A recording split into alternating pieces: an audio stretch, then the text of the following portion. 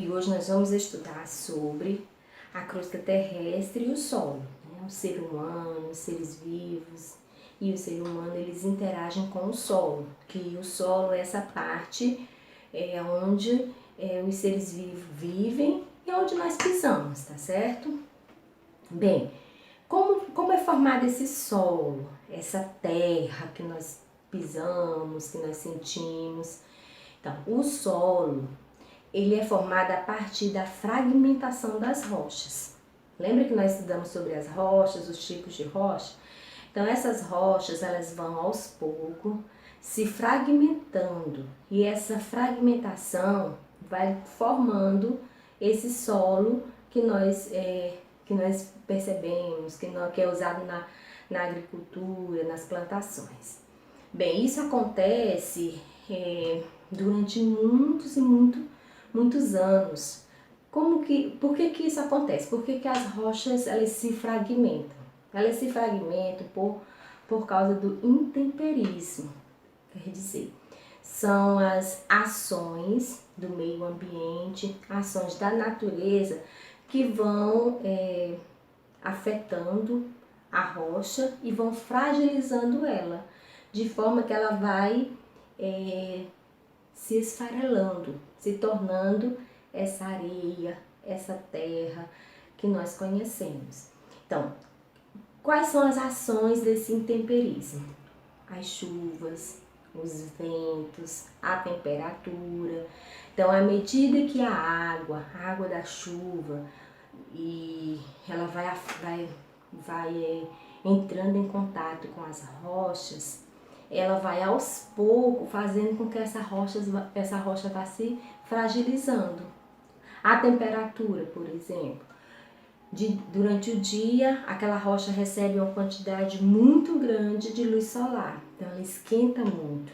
E à noite, aquela mesma rocha, ela recebe a frieza da noite, a temperatura baixa. Então, esse choque de temperatura, essa mudança de temperatura, também aos poucos vai fragilizando a rocha, vai quebrando ela, vai fazendo com que essa rocha ela se torne mais frágil e ela se desintegre, né? Vai acontecendo a desagregação da rocha, né? Então a temperatura, a chuva, tudo isso são ações que nós chamamos de intemperismo, que são ações da natureza que vêm sobre a rocha e que vão fragilizando ela, fragmentando ela dia a dia e causando esse solo que nós conhecemos. Então, o que é o solo em si? O solo, ele é formado por esses fragmentos de rocha, é formado também pela matéria orgânica, porque no solo também tem matéria orgânica, tem seres vivos, né, seres vivos, tem minerais também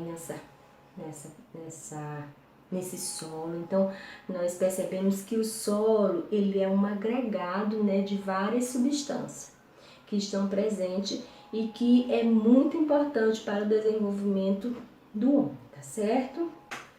Bem, eu trouxe aqui a amostra de alguns tipos de solo. Aqui nós temos o solo arenoso, que é um dos tipos de solo, que é um solo onde o grão ele é mais grosso, como o solo da praia, né? Ele é mais claro e nossas partículas são mais grossas. Temos também o solo argiloso, que ele é um pouco mais marrom. Eu não encontrei o solo, esse daqui é argiloso, mas não está exatamente, né, como eu queria que ele tivesse.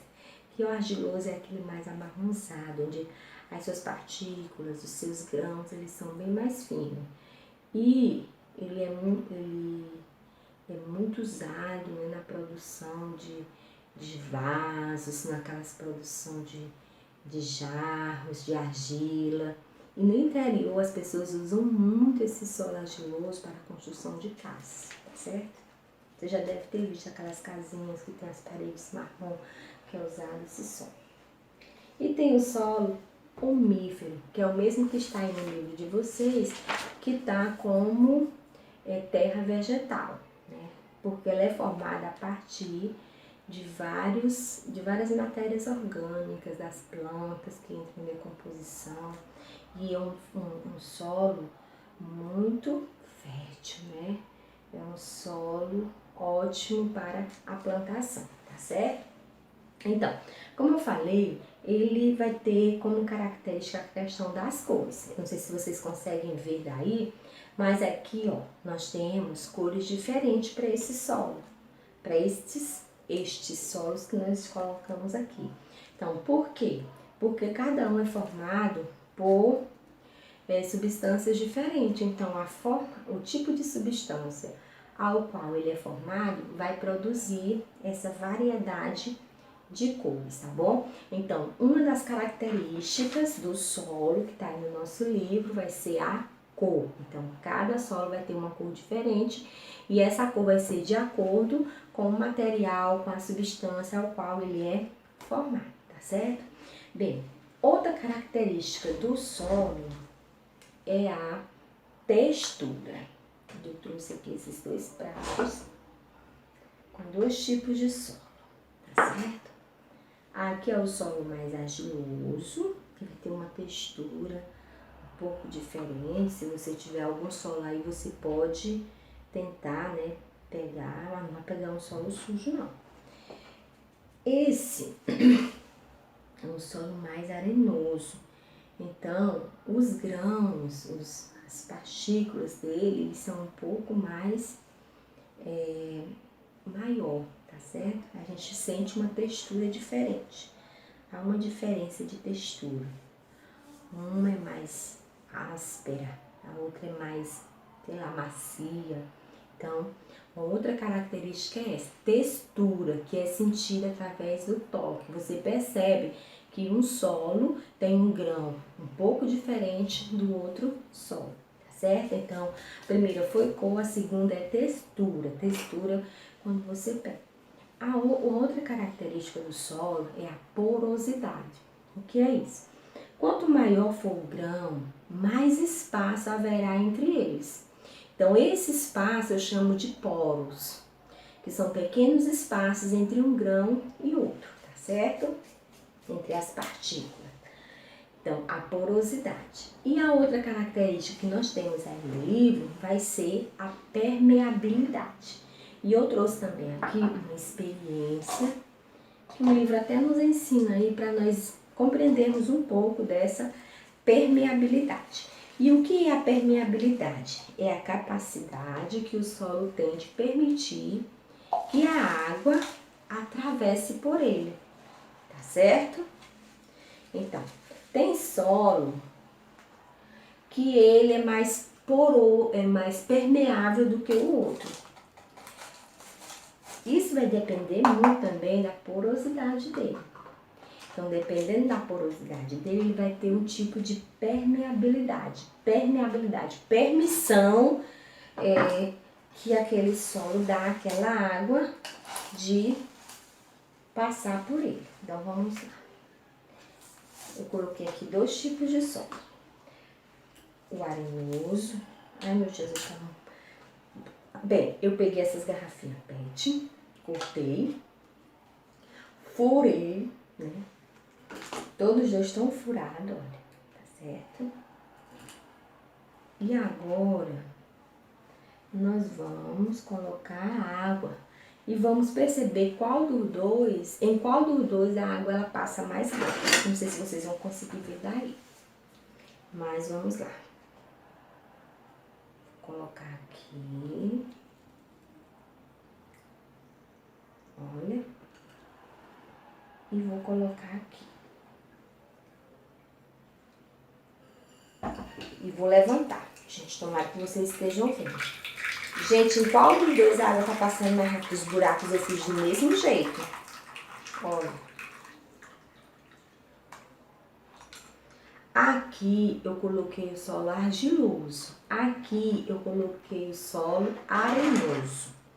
Então, foi nítido, né, que no solo arenoso a água passou bem mais rápido. Isso significando que o solo arenoso é mais permeável do que o solo argiloso.